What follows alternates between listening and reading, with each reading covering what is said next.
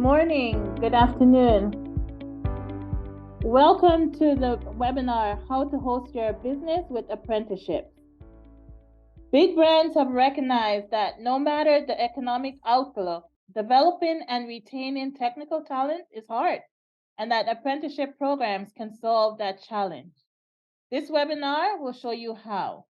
We've brought together a great group of individuals, a panel of experts to share their decades of experience and to provide an essential guide that will show you how your business can grasp the opportunity an apprenticeship program can bring. Let's get started with introductions. First up, we've got Zach Burren. Zach? Hey, good morning, Olwen. I'm Zach Boren. I'm a Senior Policy Program Manager. I'm with the Urban Institute. If you're not familiar with Urban, we're a 50-year-old social and economic policy research organization. We're here in Washington, D.C. Urban was started under the Johnson administration during the War on Poverty, where there's lots of focus on how we bring good jobs and opportunity to cities. And today we have multiple centers studying public policy from taxes to immigration to labor issues. And that's where you'll find me with my focus on labor policy, especially in apprenticeships. Glad to be here today. Thanks, Zach. Happy you're joining us. Next up, we've got Katie Adams. Good morning. It's a pleasure to be here. My name is Katie Adams. I am Senior Director at Soffel Partners. Soffel Partners is a nationally recognized leader in workforce and education consulting and technical assistance. I have the pleasure of leading the firm's workforce practice, where we have the privilege of serving the Department of Labor on several contracts and grants related to apprenticeship. I've had the pleasure of being working as a subject matter expert and a technical assistance leader in apprenticeship for 13 years. And I'm excited to be here today with my colleagues at Expansion, Industry, and at Urban. Thanks, Katie. And last but not least, we've got Dr. Sharon Van Robinette. Thanks, Olwen. Hi, my name's Sharon Van Robinette, and I manage the Career Pathways programs in digital services for Corewell Health. Corewell Health is an integrated health system in Michigan. We have recently integrated two different health systems, Spectrum Health and Beaumont Health. Spectrum Health was on the west side of the state. Beaumont Health was on the east side of the state. And so we currently have over 60,000 team members serving the population of Michigan, and we have 1,700 digital services employees. We serve millions of people, and right now we also, in our health plan system, we have 1.2 million members. So we're excited to be here today. We have had the opportunity of work with apprentices over the last year and look forward to doing it more frequently. Thanks, Sharon. Just a reminder, as we move along, please feel free to use the chat with the chat features to include your questions, and we will make a good attempt to get to all your questions, but we'll jump right onto it and pass it on to Zach. All right, thanks, Olwen. Give me a second and I'll bring up my screen here. All right. So, well, thank you so much. While I bring it up, folks can see my screen okay, good? All right, terrific. Well, again, I'm Zach Boren with the Urban Institute. Excited to talk to you a little bit about registered apprenticeships today, both for adults and young people, which is the title of the presentation. And the reason folks are really excited about apprenticeships is really this hot jobs market. It's been this remarkable period of growth and change for the job market. We're now looking at 12 million jobs created since 2021. Really a remarkable period of unemployment to 3.4%. So, companies are really on the hunt for how they're going to fill open roles. Apprenticeships have increased in popularity over the recent years, both growing in the number of apprentices and also new programs. If you look kind of nationwide, registered apprenticeship would be competitive against the top 10 largest public universities, serving over 500,000 apprentices every year and over 20,000 programs nationwide. And they're not just for construction anymore. Lots of folks really think about apprenticeships when they think about construction programs, but now they're in healthcare and IT, some of the things that we're going to be talking about today, professional services, and even clean energy. And the reason folks are really excited about apprenticeships is really the track record. The nation has really been focused on it because they're evidence-based. A few key stats brought us to this notion. Really, this this hot jobs economy. Folks are looking for how do we get workers into good employment, into occupations, into those middle skill jobs that really a lot of employers are looking to fill. So it's an alternative to find success in the labor market without really needing to take on crushing student debt, as a lot of our young people do. Now, an average student takes on about $37,000. And apprentices are doing really well in the space of when they earn while they learn. They earn about $77,000 on average. And then over their lifetime, they have lifetime earnings of $300,000 more in both wages and benefits in comparison to their peers. But it's not just, apprentices are doing well. Employers that hire apprentices and offer apprenticeship programs do really well too. We find that on average, 2/3 of apprenticeship sponsors that offer apprenticeship programs receive a 44% return on investment when we looked at about 62 grantees. So it's a new study that we just put out. And then that there's a great return on investment in terms of retaining those apprentices as well, 92% employment rate after completing the apprenticeship program. So what are we talking about when we're talking about registered apprenticeship? At their core, registered apprenticeship programs are recognized by a federal agency, such as the U.S. Department of Labor, or a state agency, really documenting the quality of an apprenticeship program and meeting occupational standards. There's 5 elements that I like to talk about when I talk about apprenticeships. First, they're a job from day one. Employers are essential in this structure of apprenticeship programs. You can't have an apprenticeship program without paid employment. The employer's role is crucial here, being the one providing on-the-job training. Second is that they're about a year-long program or more of structured on-the-job learning in an occupation of the employer's choice, where apprentices really learn from a mentor, and includes about 2,000 hours of on-the-job training. Third, they combine not just the practical, they have practical, but also the theory, which really creates, a really well-rounded education. Apprentices participate in a certain number of classroom hours.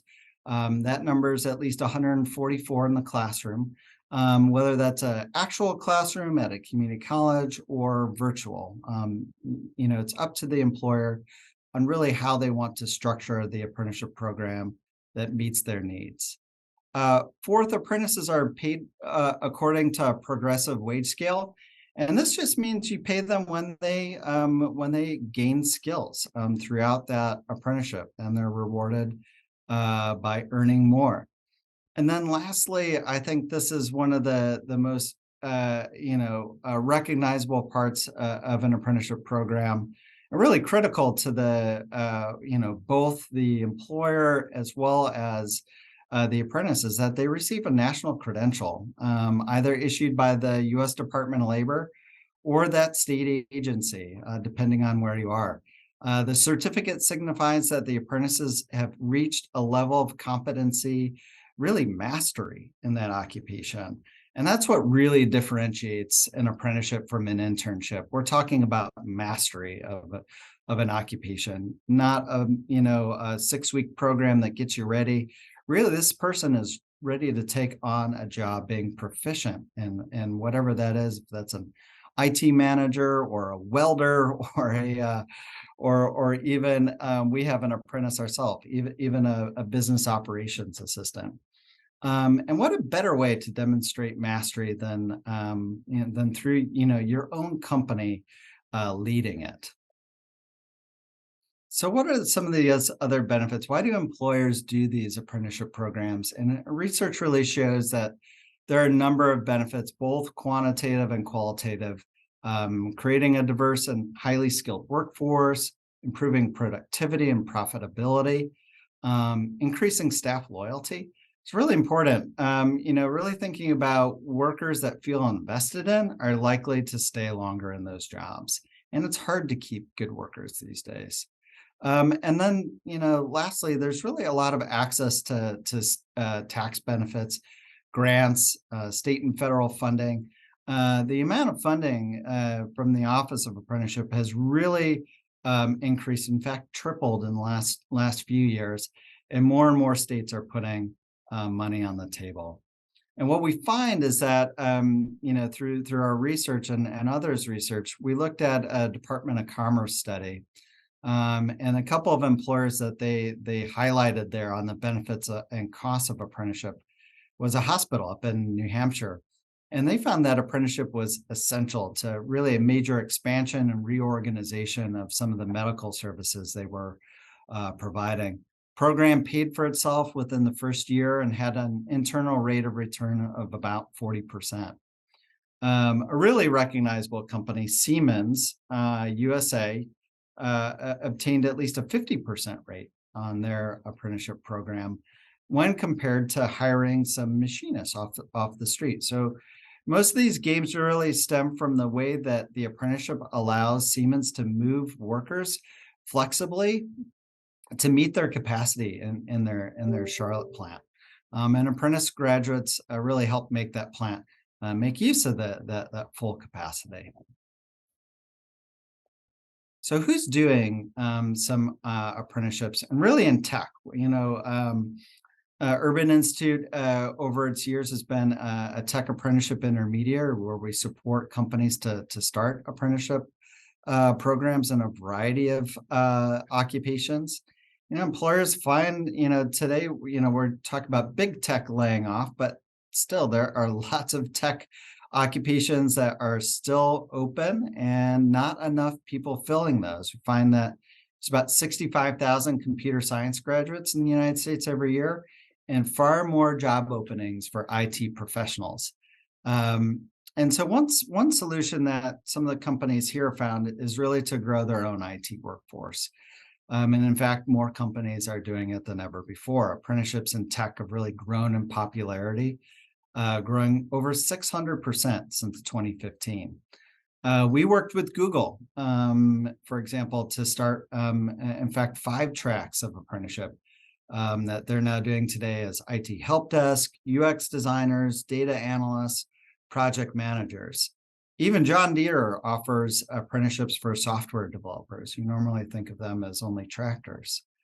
And Microsoft today offers IT managers, software developers, and UX designers as apprenticeships. So really these earn while you learn opportunities. And you'll see some smaller companies here too. One of those is Paragon Cybersecurity Solutions. We met their CEO, Courtney Jackson, just a few years ago. She's really at that time a one-person shop whose first employee would be her apprentice that she would train in cybersecurity. And we just met up with Courtney just a couple of months ago, and her company has grown, many more employees and apprentices. She's a veteran as well, veteran of the military, and she's been able to hire veterans and prepare them as cybersecurity technicians, even offering support in them receiving their GI Bill benefits while they apprentice.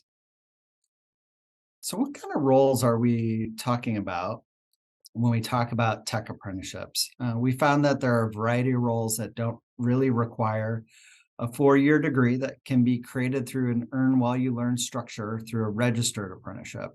Not every role is going to work through an apprenticeship, especially for higher level management roles in the IT field. but a lot of roles can. And some of those that we've created frameworks for at Urban Institute, and I invite you to come visit our website where you can find a lot of these, include IT help desk, software developers, cybersecurity support technicians, database analysts, and we're doing a lot more of these too. We're creating new tech roles like junior cloud engineer. And we're excited to do this through our Technical Assistance Center for Occupations and Standards. We're partnered up with Department of Labor to do that. So come check out our website and find some of those frameworks for apprenticeships after the event closes. And what we found really is what works in apprenticeship, and this is the white paper that's going to be shared with you today, is that after our first tech apprenticeship intermediary project, we found that there were a couple of key factors that really helped employers.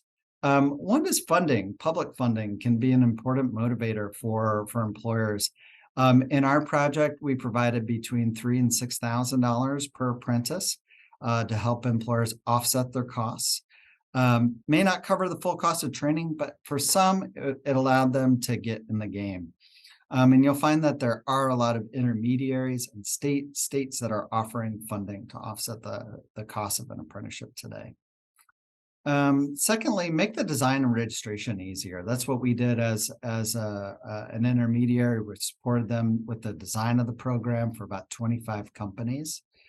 Our tech apprenticeships are terrific with the competency-based model, really determining how apprentices are learning and attaining proficiency in the occupation, rather than determining how much seat time they're spending in the apprenticeship. Competency allows you to ensure that apprentice is really moving along through the program and will become a proficient worker, a productive worker at the end of it. And really elevating existing training programs. So a lot of companies have training programs that look like apprenticeships, but they just have to tweak them a little bit. And that's what we did. We helped a lot of companies think through that process. And then lastly, we encouraged companies that really wanted to elevate diversity through their apprenticeship program. Finding more women to fill IT roles and candidates of color, veterans, and others. So where do you go from here? Invite you to come to our website. We have got a ton of resources. After this presentation, you can come find our roadmap. Really, what we did here was when you're considering about an apprenticeship, we take you from, is an apprenticeship program right for you from the start? And then we take you through the full process through a tool that we have online. And then we offer those frameworks as well. Those are a couple that we talked about, those national apprenticeship frameworks. You can find those at our website. And email us. It's an easy website or easy email address to remember. It's apprenticeship@urban.org. And just thank you so much for Expansion, allowing me to have a little bit of time on their event today.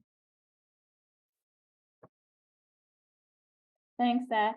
We do have one question in from the audience, and I think maybe Katie might have one as well. But the question is that you referred to some of the earnings, the 77K average earnings. Is that after the completion of a program, or and does the average include overtime? That's part one of the question. Yes. So the average is determined by the U.S. Department of Labor, and they look at what the journey worker rate is or the completer rate. So it's really kind of determining that amount. Keep in mind that apprenticeship today is, about, if you looked at the full spectrum of who's offering apprenticeship, a lot of them are in construction, and construction tends to pay a little bit higher. An apprentice really starts out at a lower apprentice wage, which can be anywhere between 40 to 60% of what you might pay a fully proficient worker. And so that fully proficient level is what you would pay someone who you would, hire off the street, someone who's got some of that experience behind them. Part B to that question, or the follow-up question is, also on the 12 million jobs created, how many were jobs returning post-pandemic? Those are numbers that we received from the Bureau of Labor Statistics, and those are the ones that are reported out from the White House. Thanks, Zach. Any other questions?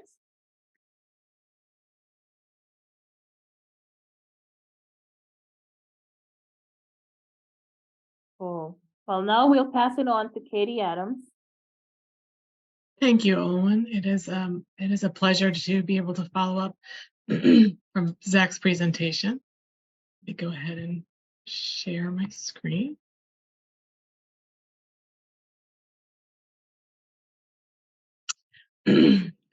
Zach, thank you for laying an excellent foundation on the building blocks of apprenticeship. Urban Institute has done some terrific work in advancing our nation's apprenticeship system. I'm here to build on Zach's piece to talk about some tips for sort of where do you go from here. Zach left us with some ideas, and I wanted to share with this group some tips that we've found to be helpful for employers or for any organization that is interested in engaging in apprenticeship, how to get started. So at Softwell Partners, we play a couple of different roles in the apprenticeship system. So we are a U.S. Department of Labor National Industry Intermediary. That means that we exist to help companies, colleges, high schools, career and technical education center, workforce boards, industry associations.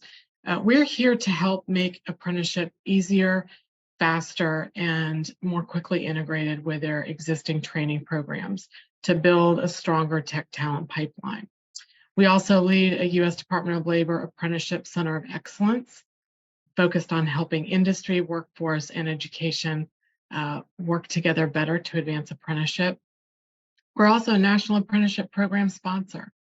So everything that we're sharing, we have done ourselves as a sponsor. And we are a DOL Vets Employment Navigator Partnership Program partner. That is a program that is specifically designed to assist veterans, transitioning service members, and military spouses into the civilian workforce.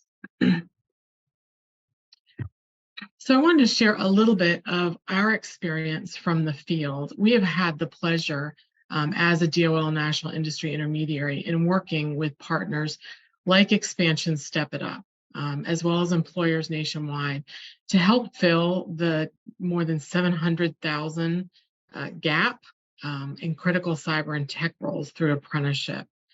We know that the number of roles that, for example, Zach mentioned, starting from a very entry-level IT help desk role, all the way up through an advanced security operations center, a SOC role. Those are roles that employers can fill through apprenticeship. And we know that the need for those skilled workers is higher than ever, and that demand is not going to go away anytime soon. Over the past 2 years alone, we have developed more than 30 new or expanded registered apprenticeship programs for adults and youth. We have supported the registration of over 1,600 new apprentices, again, specifically in tech roles. There's in the series of, I believe it's over 20 cybersecurity, IT, and tech occupations that have been identified and approved by DOL as apprenticeable. One of the things we're most excited about is that 83% of the new apprentices that we have supported entering into programs come from historically underrepresented populations. A majority of those new apprentices are either veterans, women, minorities, or people with disabilities. Increasingly, as employers are realizing that they need to have a long-term solution to incorporating training and building their talent pipeline, they're also looking for thinking, they're also thinking more creatively about how they can engage populations. They may be really ideally suited to the roles that they need to fill, but whom historically they have not connected well with. And so we're really proud of the fact that 83% of the apprentices that we have supported come from those historically underrepresented populations. So let's talk a little bit about you. Let's talk a little bit about the types of conversations that we have with employers or any organization that is interested in sponsoring or participating in an apprenticeship program. The reality is that, as Zach mentioned, registered apprenticeship has proven to help employers meet at least 4 key workforce gaps,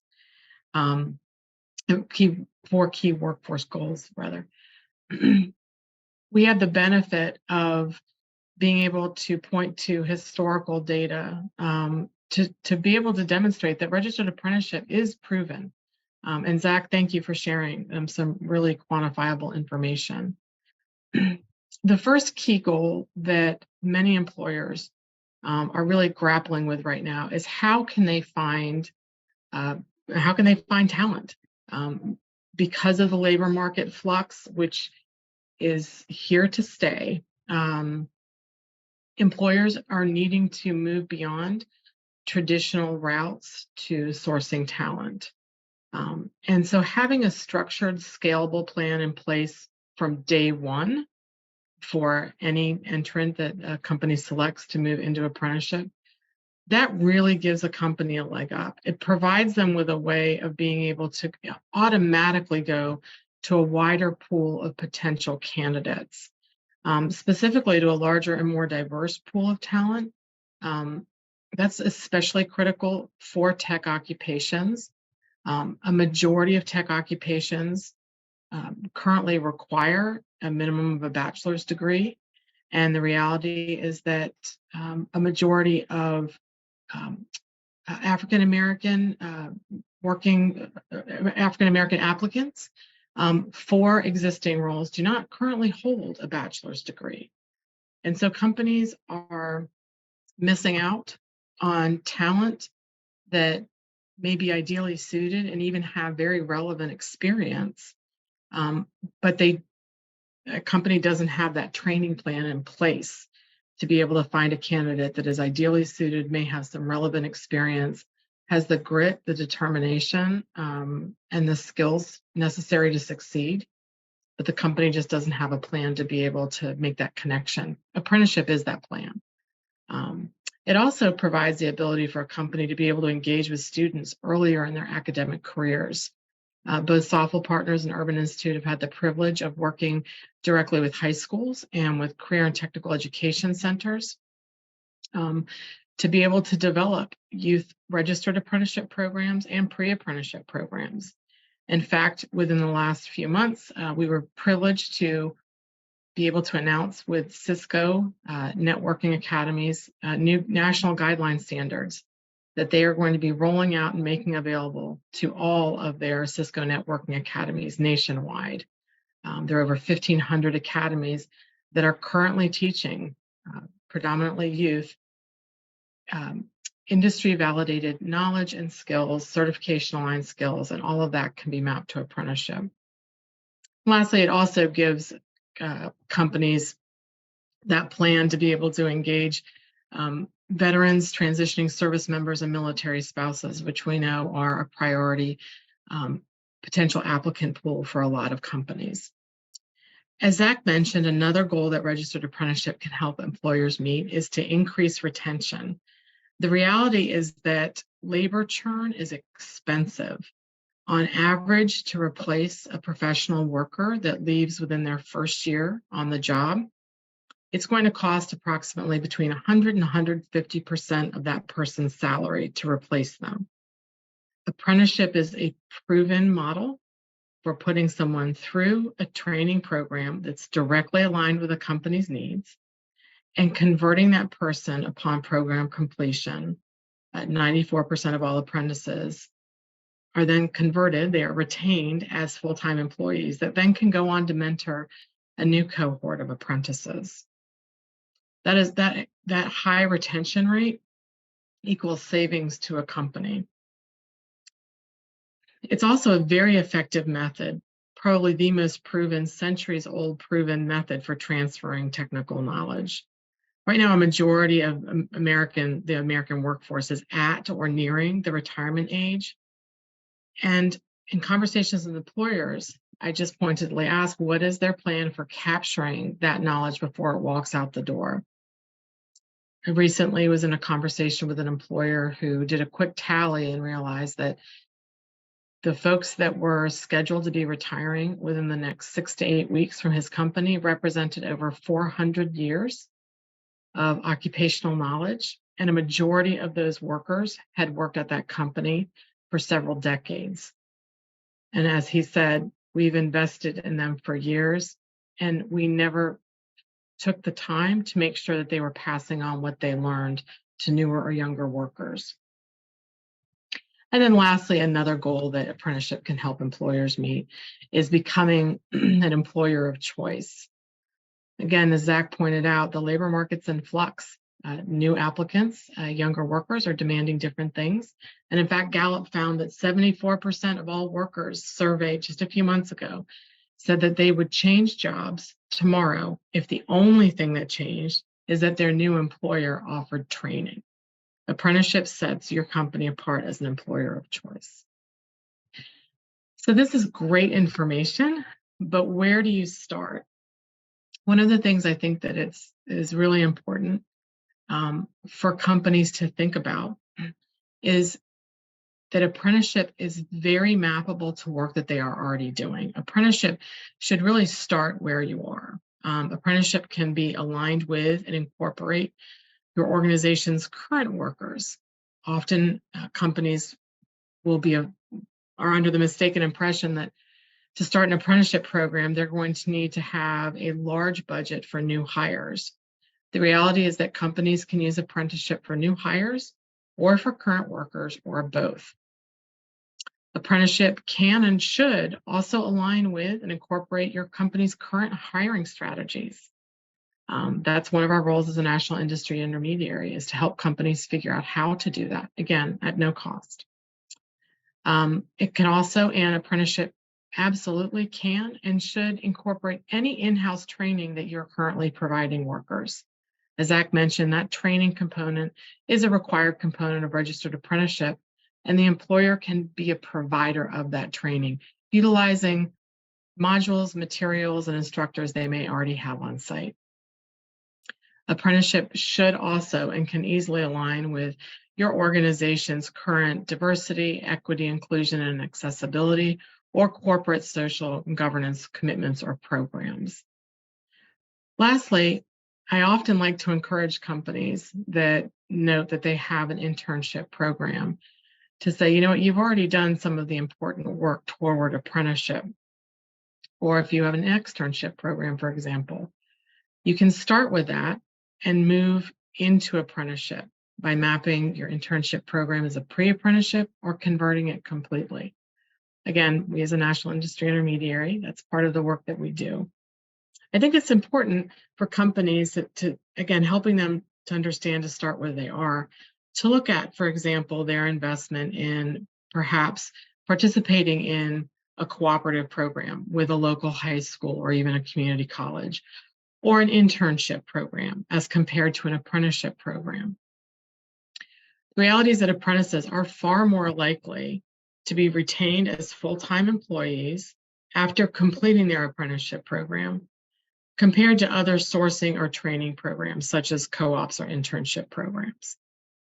And if you can see that that's a 94% completion to conversion rate for apprentices compared to approximately 56% for interns, and a much lower percentage for cooperative participants.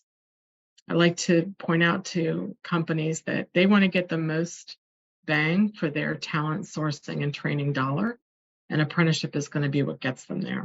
And then if you look a little bit further out, you can see that 1, 2, and even 5 years later, this is capturing the 1-year retention rate, that apprentices, 70%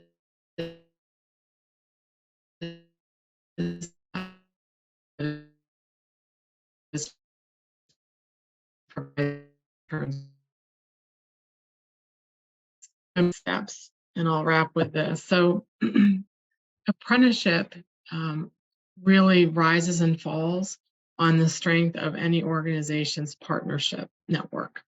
There are great partners out there. We have the privilege of working with Expansion Step It Up. It has a tremendous program. Experienced apprenticeship partners can help remove barriers, accelerate adoption, and even provide value-added services such as just taking on that role of sponsoring the program. Employers don't need to start from the ground up. They can join an existing program. Those partners can also help source candidates. They can deliver industry-validated training. They can even help, as Zach mentioned, help organizations find, apply for, and access funding. As a national industry intermediary, we have been able to provide nearly $1 million in apprenticeship incentive funding to assist employers. And we work with other grantees, workforce boards, the VA to be able to help employers find every dollar possible to support their program. For more information, I've provided some information here. I have 2 websites. One is our current National Industry Intermediary work, and the other is the Registered Apprenticeship Technical Assistance Center of Excellence work that we lead. Both of those websites provide a little bit more information about the work that we do and include some information and upcoming events and webinars. So thank you for the opportunity to share. Thanks, Katie. Just to remind the audience, if you have any questions, please feel free to put it in the chat. I do have a few questions for you, Katie. You brought up retention, you brought up cost savings and maintaining knowledge as benefits. What's your advice on getting buy-in from departments outside of HR to try an apprenticeship program? It's a fantastic question. One of the things that we stress at the outset, I know that Zach does as well in his work at Urban, is to have, ideally, at a minimum, the hiring manager for that department at the table.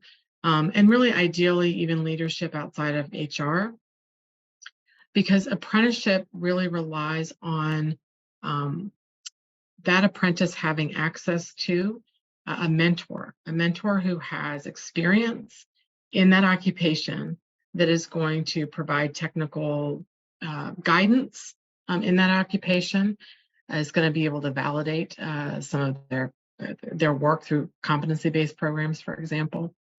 And so that conversation with a hiring manager needs to take place very early in the process.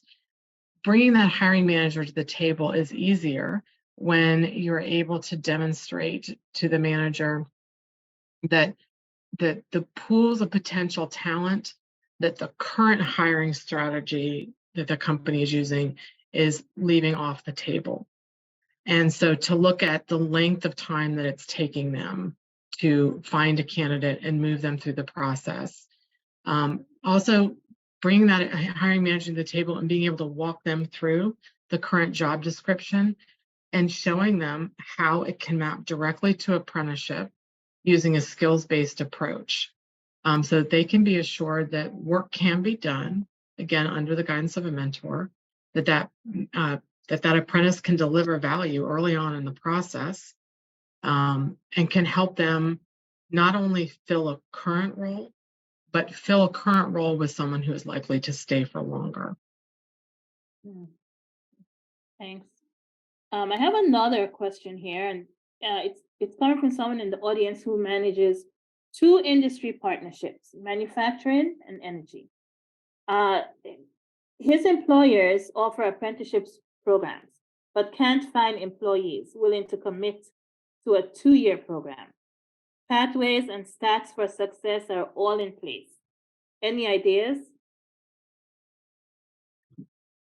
Well, first of all, congratulations for working in industry and standing up apprenticeship programs. That's a huge accomplishment to get those programs off the ground.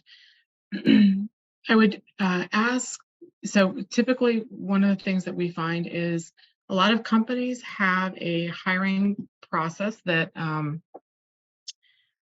that really has not changed much over perhaps more than a decade. They may use some recruiting companies, but they typically use a fairly standard process. One of the things that I would encourage, again, is for those employers to reach out to their local education partners to make sure that they've got a really steady talent, a pipeline of potential candidates.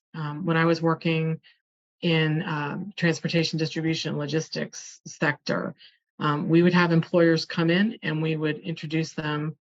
We was working with a community college-based program, and we would have employers come in and meet the entire current class of students that were taking courses in occupationally related courses. And we would have them meet those students up to a year prior to their course completion. And many of them would offer them apprenticeship program interviews on the spot so that they would be able to hire them as a part-time apprentice while they continue their related instruction. Educational partners can be really important. And the other piece of advice would be to develop a really good relationship with their local workforce development board. Those boards can help, can do the legwork. That's 50% of their role is to serve job seekers. And so they can be a really strong sourcing partner for talent, and actually can even provide additional benefits potentially for those job seekers if they're selected as apprentices. Thanks, Katie. And I know with Step It Up, we've partnered with a number of organizations similar to that provides, the employees or additional support as well to folks who are going through the program. So that's another way as well that would help you get the goals that you're seeking for. And I would say the mentorship program is great, as well as making sure there's like a pathway that those that are coming through the program can see that they're moving forward in their career as well. Great, thanks. We'll pass it on now to Dr. Sharon.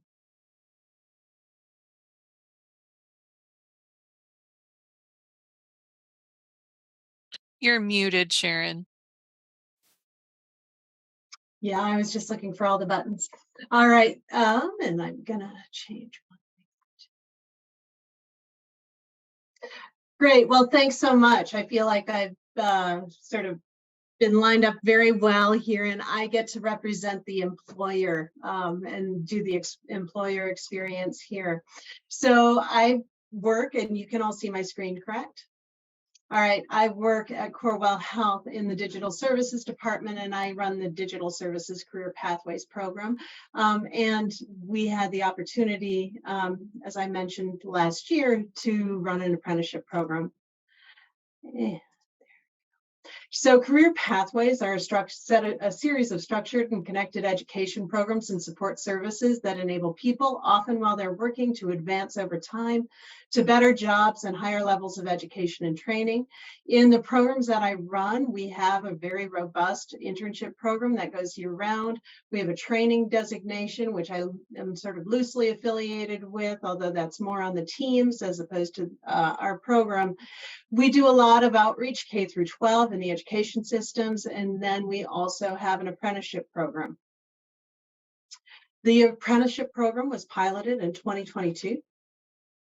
And the question is why did we do it? Well, why did we do it? We wanted to support the organizational diversity, equity, and inclusion initiatives. It's important to our organization. It's stated boldly, it's stated publicly, and this is one way digital services could do this as well. We wanted to build new pathways into digital services in a tight labor market with community investment. So as the speakers before me have mentioned, it has been a tight labor market, even despite the headlines of what's going on in terms of big tech. At the same time, we also are focused and dedicated to the communities we serve. As a health system, we serve literally the bodies of the people in our neighborhoods. And so with that, one thing that's important to do is invest with the dollars and invest our training dollars in the community that we are serving, especially with our focus on social determinants of health and how those impact our neighbors. Then we also wanted to provide opportunities for internal colleagues to grow and develop, maybe from teams that aren't in digital services, but people who've always wanted to be in digital services. And we also wanted to identify some cost savings opportunities. So we were hoping and are hoping to build up a permanent workforce where we've had difficulty filling roles and have been dependent on consultants. So who did we have engaged? We engaged with Step It Up America, the National Apprenticeship Program support through expansion. So a national team, and then also WMCAT, the West Michigan Center for Arts and Technology, a local nonprofit in Grand Rapids, Michigan. As I mentioned before, we have recently gone through an integration. And so while now our footprint is Michigan as a whole, before our footprint was West Michigan, and WMCAT's footprint was the same as our own. How? Well, this was a big process. The apprentices went through a rigorous and competitive interview process, including cognitive tests, competitive screening, and interviews with representatives from all three of the organizations. All candidates, even internal candidates from Corewell Health, become employees of Expansion. Before learning on the job, the apprentices went through 95 teach days, 8 to 5 p.m., plus after hours work, all of which was paid.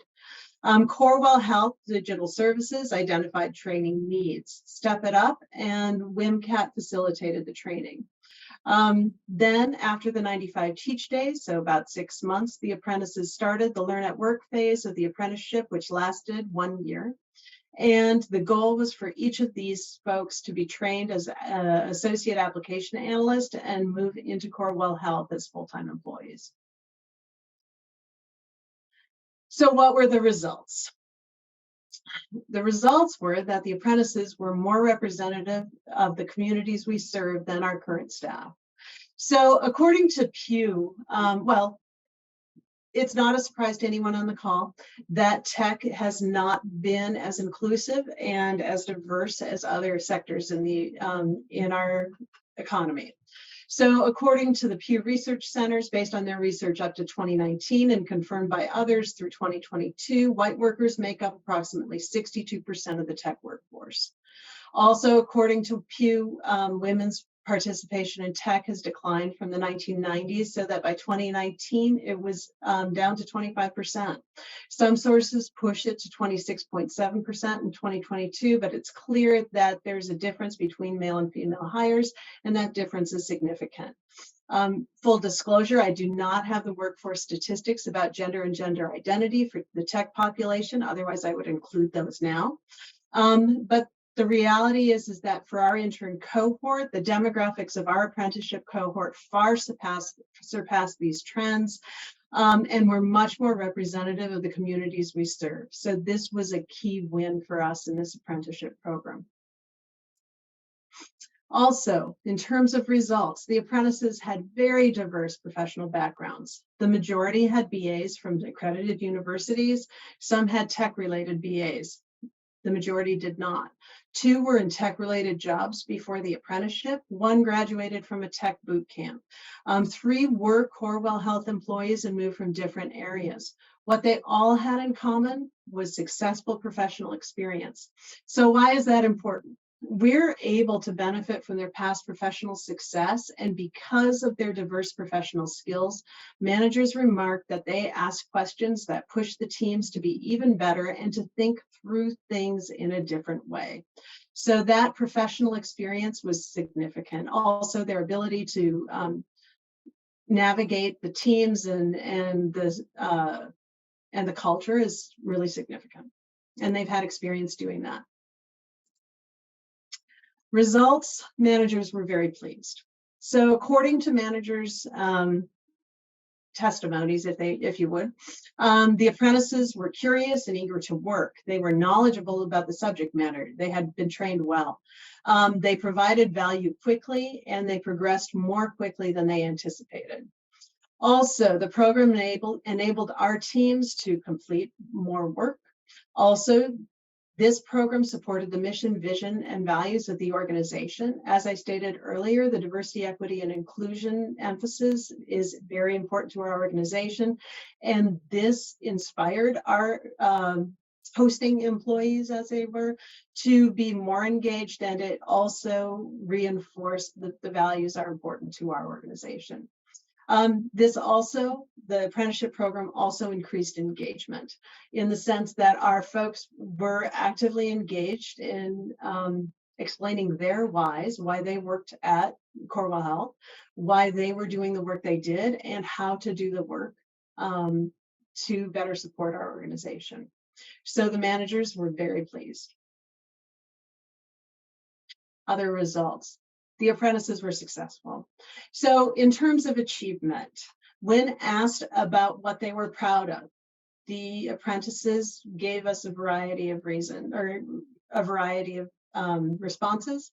Some of them they were proud of confidence that they had gained. They were proud of the growth and skills of their business analysis. They were proud of their breadth of learning. They were proud that they had persevered. They were proud that they had overcome difficulties, and they were proud that they grew professionally and technically.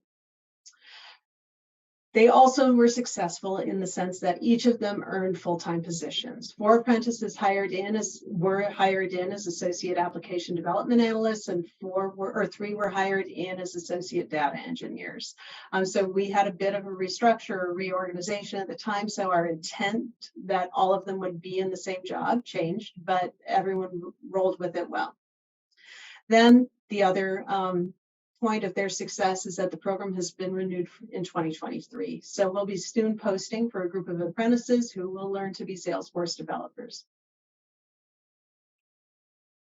And I'm happy to answer any questions.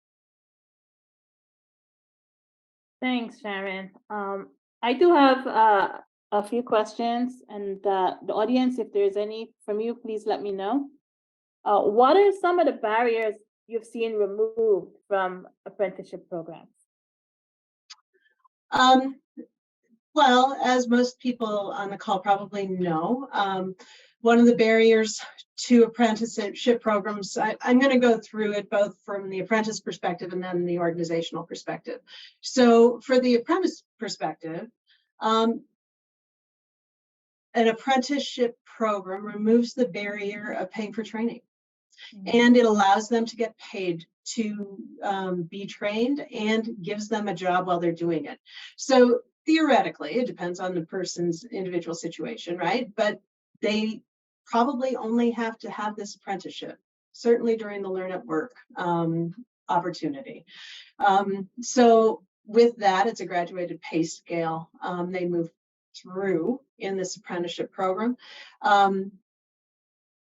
And with that, they do not have to pay for school in addition to being trained, and they don't have to go to school and also have a job. Now, that may be overstating it, depending on their personal situations. They may be working part-time, and I'm unaware of it somewhere else, but they will be paid to be trained, and that's key. I think that also enables them to take the risk, because this is a risk that I don't want to understate, in the sense that they're changing jobs, and this is a big deal in someone's life, right? And so that's an important piece, and acknowledging that is super important. And with the guidance, actually, of expansion folks, we were able to mitigate that as best we could. We didn't fully mitigate it in the sense that it still is a risk, and people were taking that risk. They left our employee and moved to expansion, some of them, and that was key. Now, one thing we did, and I would recommend it, and we will be doing it again, is that we held their former jobs open for quite a while. And so with that, we were able to say, if you don't like it, you can come back. That was a big commitment by the organization and the teams that they left. And so that's something that is not always possible, but if it is, it really did benefit them. in recent conversations with the folks that left our organization and joined Expansion only to come back, that was helpful to them. Then for us as an organization, one thing that was very helpful about the model that Expansion provided, and we have a couple other models employed right now too, but the one that we're talking about here is that we were able to choose the training. And so we were able to customize it for our needs, because we may not hire 7 or 15 or 20 people in the same role. And every time, or in the same role as other people need or other organizations are hoping for, right? Or that the training that the apprenticeship trainers are offering. And so the fact that we were able to say, we need this many people in this area, and these are the programs that we need them to know when they start, was very helpful. And so that was significant. It also meant that, for instance, we can move the apprenticeship from one team to another in this new iteration. So we're changing the curriculum. It's a different group, because it's hard to imagine we'll need another 7 new people in that same team setting with the same subject matter expertise. So this was a good opportunity for us. And then the opportunity to partner with both national and local collaborators was pretty key too. So we had people that were interested in supporting our community at the same time. Right. Thanks, Sharon. I just want to let everyone know that there will be a white paper offering. You'll receive an email from us with an option to request a white paper. The panelists, I think they all did an excellent job and shared their experience and with regards to apprenticeship. And feel free to look them up on LinkedIn and connect and ask them questions offline as well. Before we wrap up, and I thank the audience for joining us. We're just about at the top of the hour. I thank the panelists again for sharing your time with us today to educate us more around apprenticeships. Before we end, though, I would like to pass it one more time to all the panelists and see if there's any lasting remarks you would like to leave with us today. We can start with Zach. Sure. Yeah. Come join us at urban.org. You can find a lot of our apprenticeship resources, a ton of research there. If you want to learn more, as well as resources, if you want to get started an apprenticeship program. Both Katie and I are intermediaries, which means we support companies to kind of explore apprenticeships. Katie? Thank you. Yeah, I would say one of the best things that any organization can do is to find a really good, solid partner that knows apprenticeship from the beginning. It's going to help accelerate their program growth. So we're proud to support Expansion, Step It Up, and we would strongly encourage any company that is interested in starting an apprenticeship to reach out to them. We support them, and we're also happy to come alongside that company and provide support as well. But Expansion has a really high quality, industry aligned, credential aligned program that sources candidates and trains them. We've seen the fruit of their effort with employers like Corewell, and it's going to help make apprenticeship a much easier experience that drives value right off the bat. Thanks. And Sharon? I don't have much to say, but I would suggest that it's exciting for your teams to have apprenticeship. And so if people perceive that it might be more work, I would argue it ends up being exciting work and less work in the long run. So I would say it's worth a try. Great. Thank you, everyone. Take care and enjoy the rest of your day.